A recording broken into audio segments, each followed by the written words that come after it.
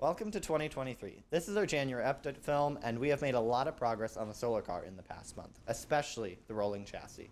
As usual, we will go and talk to the four leads. So I'm here with James, the design team lead, and James, what has design team been making and researching in the past month? We started off making the rear suspension system because we did not have that, and we also had to make the connection points for the front suspension as well as connection points for the rear suspension, and most of them look something like this. They're little teardrops, and they connect to our shocks and to a rod that goes straight through the car. Other than that, we have also been working on researching steering and designing the smaller parts and components of steering. We have also received a lot of those parts. We received our shocks for the car, and we also received the rack and pinion and some beefier wheels, as well as designing a piece to connect the motor to the wheel and also be able to freewheel after the motor stops. And we also have begun designs on the aesthetic slash crush zone of the car. And what can we expect to see you guys research and design in the future?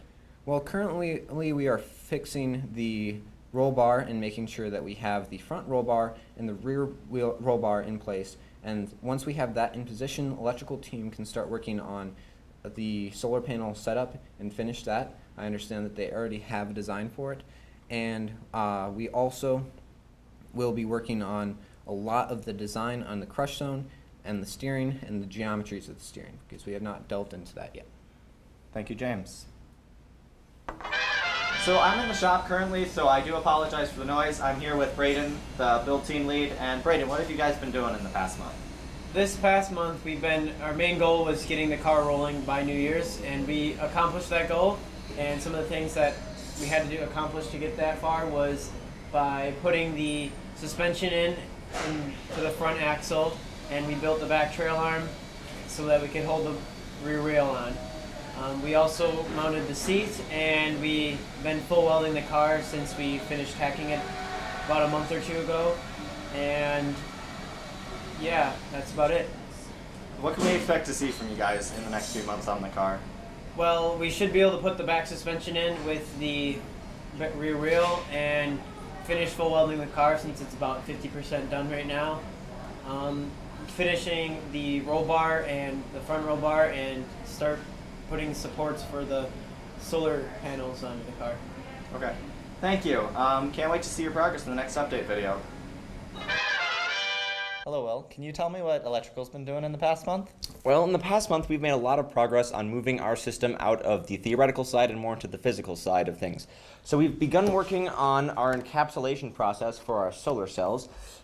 We have decided to use Lexan as our top sheet. It has a good refractivity index, so that means it's as clear as we want it. For our encapsulant, which is keeping our solar cells nice and insulated from the outside world, we are, as of now, working with a substance called Q-Sil. It is effectively a silicon-based. It's not exactly epoxy, but it's very similar. But right now we're having problems with this process because there are problems with air bubbling, which will drastically decrease the output of our cells. So we've been working on trying to get ways to make sure that these bubbles, as you can see here, you can see that on the camera if you want, we were trying to make sure that these don't happen when we actually do our real encapsulation process. We've also been working on the actual mounting of the batteries in the solar car itself. So instead of just buying regular lithium-ion boxes or mounting areas from Amazon or something, we decided to make our own so that we can get better airflow through it, because the ones that you can buy on Amazon are very, very compact. They keep the batteries really compact. But in order to keep our batteries cool, which we definitely need to do for this, we're trying to open up the spaces in between each of the cells so that they end up with more airflow. We're planning on, or at least right now, using fans to cool it. Right now we're looking at some 24-volt fans to cool batteries. Our optimal battery temperature is 25 degrees Celsius, which is around 72 degrees Fahrenheit. So trying to hit that is going to be an interesting challenge in the Texas heat. So we'd really just have to make sure that we hit that, otherwise the car will be much less efficient than it could be. So where do you expect to see electrical in the next couple of months? Well, in the next couple of months, we're definitely going to be trying to finalize this encapsulation process. So we're going to definitely need to work out this air bubbling problem so that we can actually use our cells. We're also going to, for this, we're making a jig so that we can properly space the panels when we solder them so that we can fit the maximum number on our solar car. Another thing that we're going to be doing in the future is we are finalizing our solar panel configs and our MPPT configs just to make sure that those all work with our battery pack and that they'll be as most efficient as possible. Also in the future, we start to working on some of our supplemental systems for the car. So we are starting to move into the design of the telemetry system just to make sure that we can track all of the data points that we want to track on the car and that we will make sure that the car is healthy and working okay while we're driving it. Another thing on the supplemental systems, we're also right now moving on with our lights just to make sure that the car can fit within all the regulations that we need to do in order to make sure that it can pass all the inspections that it needs to before it is allowed to drive. Okay, well, can't wait to see those things in the next couple of months. So Becca, what projects has marketing been working on in the past month?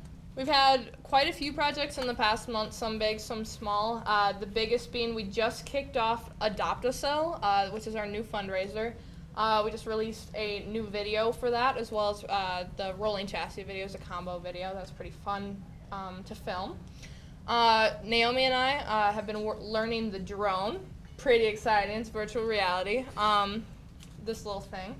I kind of talked about it in the last video, but we kind of got more in depth with it, learning new features with it. The side pan. We could only drive like in circles before and like straight shots, but now we learned how to encircle an object. So that was pretty cool in the past couple weeks, actually. Another thing is for Adopt-A-Cell is the website, our online store, the forms for that, the social media. It's just been a big process for Adopt-A-Cell and just getting that kicked off, getting people excited about it and that kind of thing. As well as Instagram posts. I've had a couple in the past couple months. We update our members on when we're having membership meetings, any different events that aren't usual, don't have repeating dates, so we let our members know about those kinds of things. What else have we been doing? Extra B-roll. That's been a big focus in the past couple weeks for these videos, as well as our compilation video in the end. We've been really focused on getting our team members documented, seeing their faces, what they're doing, getting them to talk to us about what they've been working on. Along with the B-roll and filming, we're kind of focused on advancing these videos as well as our other videos. This month we're taking a 2-week editing period just to get cleaner cuts, cleaner transitions, that kind of thing. Other cameras, we're taking photos all the time. That's been a usual occurrence. Usual website update, that kind of thing. So yeah. And what can we expect to see you in the next couple of months? A lot of Adopt-A-Cell again. I think it's going to be a couple months of Adopt-A-Cell, which I'm super excited about. I love the concept. If you haven't watched our other video, Adopt-A-Cell is when you can adopt one of 466 of our solar cells, design whatever you like, maybe a shout out to one of our members, a logo or company name, that kind of thing, for $20, and you can represent us and go on our trip in July with us. Other than that, more videos. We're looking to have a Be Nice video out in the next couple days, week actually. That'll be fun. Printed stickers for that. That's my main thing. Love printing stickers.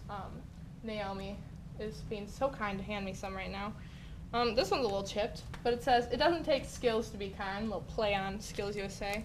And our personal favorite, most of our personal favorite, says, "You just earned a Domer Brownie point," which is a big deal in this organization. So, yeah, more drone learning. I don't think there's an end to learning what you can do with that and getting cleaner shots and that kind of thing. So, yeah. Thank you, Becca. Watertown Skills USA would like to recognize our January sponsors: It's because of businesses like these that our members are able to bring projects like this solar car to reality.